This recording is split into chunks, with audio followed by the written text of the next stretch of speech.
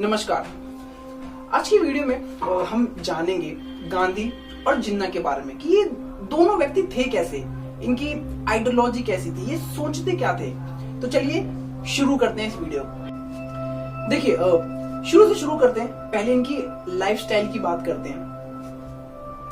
जहां गांधी जी अपनी जिंदगी एकदम साधारण तरीके से जीने में विश्वास रखते थे, चाहे फिर वो इनका रहन सहन हो, खाना पीना हो, एकदम सिंपल नॉर्मल रखते थे। तो वहीं दूसरी तरफ जिन्ना साहब, उनको काफी भारी भरकम चीजों का शौक था। मतलब अच्छा रहन सहन, अच्छा खाना पीना, अच्छी लाइफस्टाइल का शौक रखते थे वो। देखिए, जिन्ना शुरू से ही ना एक अच्छी वेल्थी फैमिली से आते थे। फिर उसके बाद इन्होंने लॉ की और लॉयर बने। लेकिन कोई ऐसे ही छोटे मोटे लॉयर नहीं थे कि कोई छोटे मोटे नत्थु खैरे हो। अरे इस गलत फहमी मत रहना, उस समय के सबसे तगड़े वकीलों में इनका नाम आता था। मतलब दूसरा आदमी ये सुनकर केस छोड़ देता था कि भैया मेरे सामने जिन्ना अपोनेंट में खड़ा है।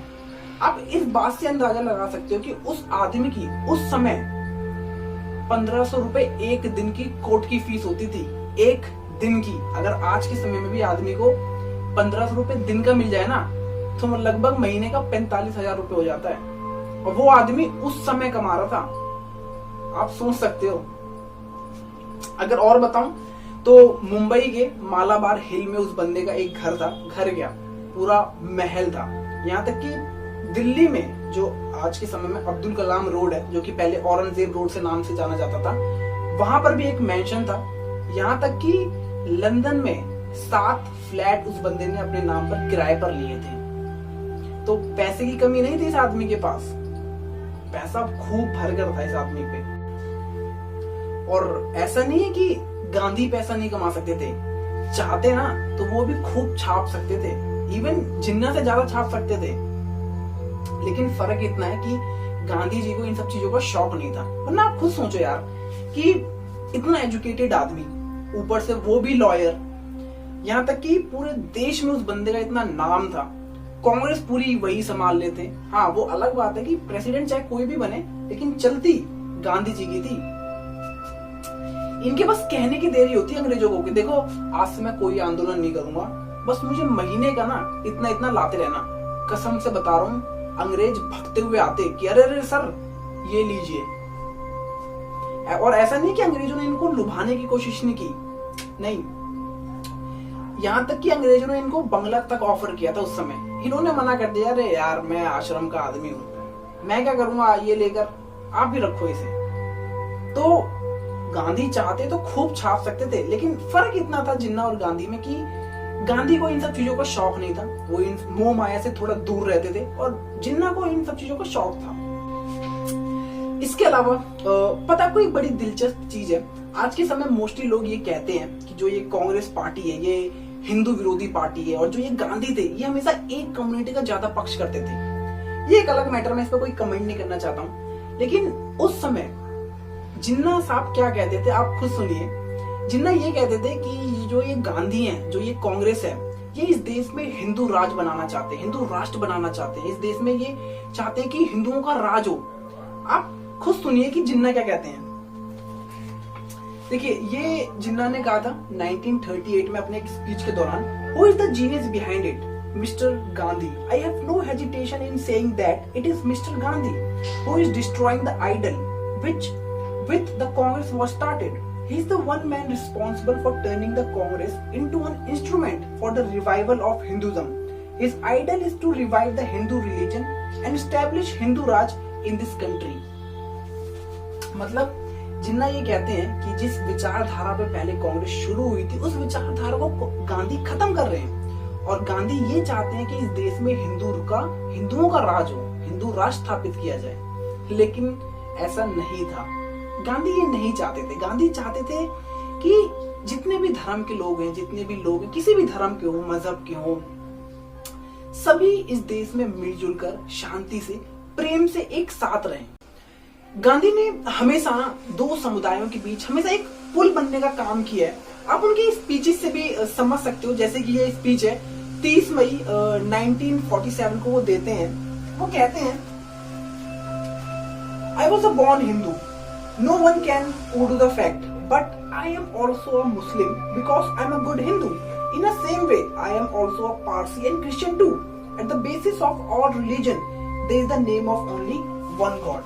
मतलब कि हाँ, मैं हिंदू पैदा हुआ हूँ, इसमें कोई झुठलाई नहीं, ये सच है, लेकिन मैं एक मुसलमान भी हूँ क्योंकि मैं एक अच्छा हिंदू हूँ। उसी तरह मैं एक क्रिश्चियन भी हूँ, पारसी भी हूँ। धर्म अलग अलग हो सकते हैं, लेकिन ऊपर वाला एक ही है, चाहे आप उसे भगवान कहें, खुदा कहें, चाहे कुछ भी कहें। तो वहीं जिन्ना ने हर बार ये कोशिश की मुसलमानों को ये दिखाने की कि जो ये गांधी हैं, जो ये कांग्रेस है, ये सिर्फ हिंदुओं के बारे में सोचती है, ये मुसलमानों को गुमराह कर रहे हैं। जहां गांधी सभी धर्मों को एक साथ लेकर चलने की बात करते थे, तो वहीं जिन्ना के लिए धर्म सिर्फ एक हथियार के रूप में था, जिसका उस बंदे ने बहुत अच्छे से इस्तेमाल किया पाकिस्तान बनाने में। और ऐसा नहीं है कि जिन्ना शुरू से ही ऐसा था। अगर आपको ऐसा लगता है कि जिन्ना शुरू से ही ऐसा था, इतना कट्टरवादी, एंटी हिंदू, तो नहीं, बिल्कुल भी नहीं, आपकी गलत फहमी है। इवन 1915 तक तो वो खुद हिंदू मुस्लिम यूनिटी की बात किया करता था, दोनों को साथ लेकर चलने की बात किया करता था। तो बाद में ऐसा क्या हुआ? तो देखो, 1915 में गांधी जी की एंट्री होती है कांग्रेस में। तब तक जिन्ना ऑलरेडी पहले से कांग्रेस सदस्य होता है। तो जब गांधी जी की एंट्री होती है ना, तो दिन पर दिन गांधी का जो कद था वो बढ़ता जा रहा था कांग्रेस में, और जिन्ना को कोई पूछ नहीं रहा था उस समय। और जो गांधी है और जो जिन्ना थे, इन दोनों की जो आइडियोलॉजी थी, ये बिल्कुल भी मैच ही नहीं करती थी, एकदम डिफरेंसेस थे दोनों के अंदर। इवन जब 1920 में जब गांधी ने नॉन कोऑपरेशन मूवमेंट चलाया, तो जिन्ना एकदम खिलाफ था उस चीज के कि नहीं, सही नहीं है। और जैसी दूरियां बढ़ती गई, तो क्या करा जिन्ना ने, उसने देख लिया कि समझ गया कि भैया मेरा इसमें मेरी कोई इज्जत नहीं है, यहाँ पर मेरे को छोड़ना ही सही है। तो 1920 में वो बंदा कांग्रेस को छोड़ देता है। उसके बाद फिर क्या होता है कि ये एकदम इन्वॉल्व हो जाता है पूरी तरह से मुस्लिम लीग में। 1937 का इलेक्शन आता है, तो लोग थे वो भर भर कर वोट देते हैं कांग्रेस को, और मुस्लिम लीग को कोई पूछता ही नहीं है। इवन मुस्लिम तक उसको नकार देते हैं। वहां से इस बंदे का दिमाग फिरता है एकदम 1937 के बाद। वहां से ये सोचता है कि नहीं भैया, अब तो कुछ करना पड़ेगा मुझे, नहीं तो पत्ता कट जाएगा मेरा। वहां से इस बंदे का एक दूसरा रूप देखने के लिए मिलता है। फिर वहां से ये बंदा हर स्पीचेस में अपने हिंदू मुसलमान पाकिस्तान करना चालू कर देता है। हर स्पीचेस में कहना चालू कर देता है कि जो ये कांग्रेस है, जो ये नेहरू है, ये गांधी है, ये इस देश में हिंदू राष्ट्र स्थापित करना चाहते हैं, राम राज्य लाना चाहते हैं। इससे मुसलमानों को डरना चाहिए, ये तुम्हारे सारे राइट ले लेंगे, तुम्हारे साथ इस देश में भेदभाव होगा। और उस समय लोग पढ़े लिखे थे नहीं, इवन 90% से ज्यादा लोग अनपढ़ गवार थे उस समय। और इस बंदे ने सबका ब्रेन वॉश बहुत अच्छे से किया। और जब 1945 का जब इलेक्शन आता है, तो जो इसने क्या रखा था, देखो, जो तुम वोट दोगे ये मुझे नहीं दोगे, ये तुम पाकिस्तान को दोगे। तो इस बंदे ने ब्रेन वॉश बहुत अच्छा किया था मुसलमानों का। और जब 1945 का इलेक्शन आता है, तो मुसलमान इसको भर कर वोट देते हैं, और वहां से इस बंदे का एकदम कॉन्फिडेंस और हाई लेवल पे हो जाता है। फिर वहां से तो एकदम और अड़ जाता है। पहले तो क्या था कि सिर्फ जिन्ना अड़ा था पाकिस्तान के लिए, बाद में तो एकदम मुसलमान भी अड़ जाते हैं पाकिस्तान के लिए कि नहीं, अब हमें पाकिस्तान चाहिए तो चाहिए मतलब। और गांधी और कांग्रेस, इवन कई मुस्लिम लीडर्स इस चीज की राजी ही नहीं थे कि यार तुम पागल हो ही नहीं सकता है, मतलब 2 नेशन थ्योरी इस देश में बन ही नहीं सकती है, तुम्हारा दिमाग खराब है। गांधी कहते हो ही नहीं सकता ये। जिन्ना कहता कि नहीं भैया होगा, मुझे चाहिए पाकिस्तान। तो गांधी कहते नहीं, हो ही नहीं सकता ये। जिन्ना कहता नहीं, चाहिए होगा। तो जिन्ना कहता कि नहीं होगा, तो गांधी कहते नहीं होगा। ठीक है, अब दंगे होंगे। फिर उसके बाद 1946 से लेकर जो राइट्स चलते हैं कलकत्ता, जहां से एकदम खून खराबा मच जाता है पूरे देश भर में, वहां से एकदम राइट्स उठते हैं, और पूरे देश में, पूरे राज्य में एकदम हिंदू मुसलमान एकदम आपस में साले कट मर रहे होते हैं बिल्कुल। फिर वहां से एक चीज क्लियर हो जाती है कि भैया देखो, अब कोई फायदा नहीं है रोकने का, जो ये मांग रहा है इसको दे दो। और ऐसा नहीं है कि गांधी ने जिन्ना को समझाने की कोशिश नहीं की, गांधी ने जिन्ना को बहुत समझाने की कोशिश की। इवन गांधी हर दिन इनके मुंबई वाले घर जाते थे कि ताकि शायद जिन्ना अपनी जिद छोड़ दें। गांधी जिन्ना से कहते थे कि देखो भैया, जो तुम सपना देख रहे हो ना, ये सही नहीं है, इससे दो समुदायों के बीच और लकड़ी लग जाएगी। लेकिन उस बंदे ने किसी की भी नहीं सुनी। गांधी ने बहुत कोशिश की, यहाँ तक कि लास्ट में ये तक कह दे कि अच्छा चलो ठीक है, ऐसा करते हैं कि 2 नेशन 1 फैमिली कर लेते हैं, मतलब कि 2 देश लेकिन चलेगी एक की। तो जिन्ना कहते हैं कि अरे ये क्या होता है, ये सब मुझे नहीं पता भैया, मुझे पूरा इंडिपेंडेंट पाकिस्तान चाहिए। उस बंदे ने किसी की नहीं सुनी, किसी की भी नहीं सुनी। एक चीज भैया माननी पड़ेगी उस आदमी की, आज के समय में भले आप उसको कुछ भी कहें, तारीफ करें, गाली दें, व्हाटएवर, एक चीज माननी पड़ेगी कि आज के समय में आदमी एक घर नहीं बना पाता है, उस बंदे ने एक देश खड़ा करके रख दिया और सब देखते रह गए। फिर चाहे गांधी हो, पटेल हो, नेहरू हो, सब पुतली बनकर देखते रह गए और उसने पाकिस्तान खड़ा कर दिया। हाँ, वो अब अलग बात है कि पाकिस्तान के लोग भी कह रहे होंगे अरे यार फालतू में तुमने बंटवारा करवा के रख दिया, कम से कम हिंदुस्तान में रह रहे होते तो 2 रोटी तो सही से मिल रही होती। खैर वो जाने और उनकी किस्मत। वैसे अच्छा ही हुआ कि बंटवारा हो गया, कम से कम कुछ नमूने यहाँ से कम तो हुए। यहाँ रहते तो साले और बेड़ा कर करके रखते कसम से। ऐसा नहीं कि सारे खत्म हो गए हैं, कुछ अभी भी बाकी जिनको पाकिस्तान की बहुत फिक्र होती है। अरे यार पाकिस्तान क्या हो रहा है वहां पर, मैं नाम नहीं लूंगा उनका, पता चला शाम को मुझे कॉल आ रही कि हाँ साले क्या बोल रहा था तू वीडियो में। लेकिन मैं उनको सलाह दूंगा कि देखो भैया, एक बार रहकर आओ वहां पर, कच्चे तक ना तुम्हारे बिक गए ना तो मेरा नाम बदल देना। ये हालात है इस समय वहां के। अभी पता नहीं क्यों मुझे समझ नहीं आता कि यार लोग हमारे देश में गांधी को इतना गाली देते हैं। I don't know why. अगर यही चीज अगर आप पाकिस्तान में भी जाके पूछो ना जिन्ना के बारे में, तो मजाल है कि कोई भी एक भी बंदा उसके खिलाफ बोल दे, भले उसने कुछ भी किया हो, कितना भी रक्तपात मचाया हो, वो एक अलग मैटर है, लेकिन कोई भी उस बंदे के खिलाफ नहीं बोल सकता। इवन वहां पे तो लोग कायदे आजम करके पुकारते हैं उस आदमी को। और पता नहीं क्यों हमारे देश में लोग गांधी को इतना गाली देते हैं, बल्कि असली आग तो किसी और ने लगाई, असली मतलब जो चिंगारी तो किसी और ने लगाई थी। इवन अंग्रेजों ने तो यार हिंदुओं को नहीं छोड़ा, हिंदू मुसलमान तो बहुत दूर की बात है, हिंदुओं को नहीं छोड़ा। अरे तुम ब्राह्मण हो, ये छोटी जाति वालों से बात करोगे तुम? यार राम ने तो ऐसा नहीं कहा, कृष्ण ने तो ऐसा नहीं कहा, वो तो भगवान थे ना। इवन जब वो किसी से मिलते थे तो वो थोड़ा देखते थे कि किस जाति का है, कि क्या काम करता है। जब वो किसी से मिलते तो सबसे पहले हाथ जोड़कर प्रणाम करते थे।